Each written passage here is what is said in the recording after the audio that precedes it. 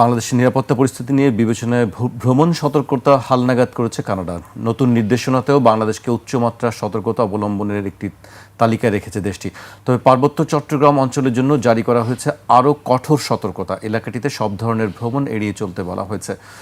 10 তারিখে কানাডা সরকারের ভ্রমণ বিষয়ক ওয়েবসাইটে প্রকাশিত হালনাগাদ তথ্যে বলা হয়, বাংলাদেশে রাজনৈতিক উত্তেজনা, আদালত কেন্দ্রিক কার্যক্রম এবং বিভিন্ন রাজনৈতিক কর্মসূচিকে ঘিরে আকস্মিকভাবে বিক্ষোভ ও সংঘাত ছড়িয়ে পড়তে পারে।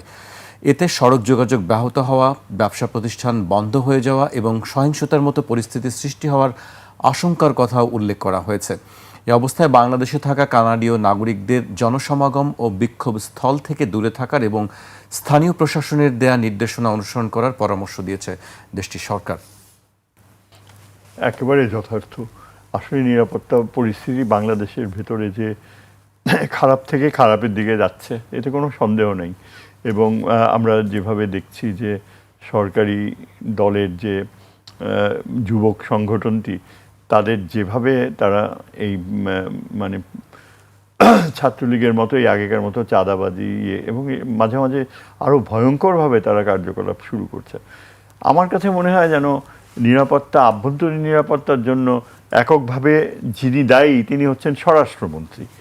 স্বরাষ্ট্রমন্ত্রী হচ্ছে মাথা, এবং তার আন্তরিকতা, তার প্রফেশনালিজম, পেশাগত দক্ষতা এবং সর্বোপরি তার যে ইম্পার্শিয়ালিটি, নিরপেক্ষতা, এই কয়েকটা গুণ যদি তার না থাকে, তাহলে বাংলাদেশের মতো ঘনবসতিপূর্ণ একটা দেশে আইনশৃঙ্খলা পরিস্থিতি কখনো একেবারে স্বাভাবিক না হোক, কিন্তু একটা সহ্যের মাত্রায় থাকবে আশা করা যায় না।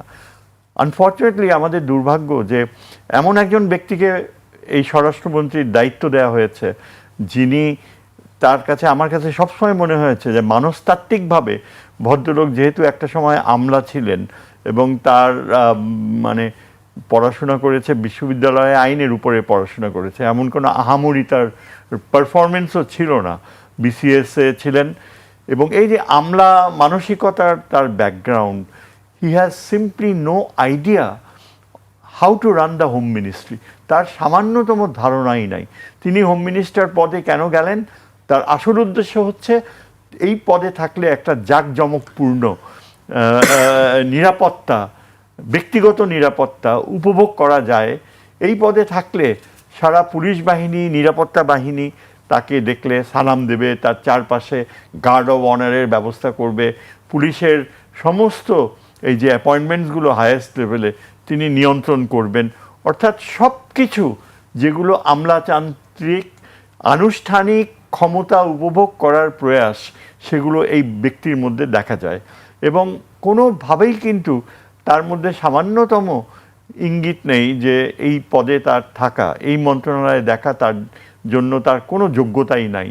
এই কথা এই সারা দেশ মানে বলতে বলতে হয়রান হয়ে গিয়েছে। এবং আমি এই ব্যাপারে প্রধানমন্ত্রীর দৃষ্টি আকর্ষণ না করে পারছি না যে তিনি কোন বুদ্ধিতে, কোন নিশ্চয়তায় এমন একজনকে, যে যার কোনো পেশাগত দক্ষতা নাই, যার অতীত অভিজ্ঞতা নাই, তাকে এই দায়িত্ব দিয়েছে। আমাদের এই দেশে এই স্বরাষ্ট্র মন্ত্রণালয় পরিচালনা করার বিএনপিতে যথেষ্ট যোগ্য ব্যক্তি রয়েছে, যার সততা, কি বলে, জ্ঞানের ভাণ্ডার রয়েছে, যার প্রতি ইনস্ট্যান্টলি শ্রদ্ধা দেখাবে। এরকম আমি একজন নাম করতে পারি, যেমন আমাদের ডক্টর মঈন খান। মঈন খান একজন অত্যন্ত উচ্চশিক্ষিত, যার চারিত্রিক চরিত্রে কোনো সামান্যতম ব্ল্যাক স্পট নাই, যিনি মানে রাষ্ট্রপতি হওয়ার জন্য অত্যন্ত যোগ্য একজন ব্যক্তি ছিলেন। এবং এখনও আশা করি যে আমাকে যদি বাঁচতে দেওয়া হতো, আমি সরাসরি ডক্টর মঈন খানকেই রাষ্ট্রপতি হিসাবে বেছে নিতাম। আনফর্চুনেটলি সেটা হবার নয়। কিন্তু এই যে এরকম একজন উচ্চশিক্ষিত ব্যক্তিত্ব, যিনি দীর্ঘ সময় বিএনপির প্রতি আনুগত্য দেখিয়েছেন, তিনি যদি আজকে স্বরাষ্ট্রমন্ত্রী হতেন, আমি নিশ্চিতভাবে বলতে পারি যে পুরা পুলিশ প্রশাসন কিন্তু একটা সততার প্রভাবে এই ঘুষ বাণিজ্য পুলিশের এটা বন্ধ হয়ে যেত। আমি তো যতদূর জানতে পারি, আগের চেয়ে আরও অনেক বেশি মাত্রায় পুলিশে ঘুষ বাণিজ্য চলছে, এবং কোটি কোটি টাকার লেনদেন হয় পোস্টিংস নিয়ে বিভিন্ন থানায়। অথচ এই স্বরাষ্ট্রমন্ত্রী তার সামান্যতম ভ্রুক্ষেপ নেই।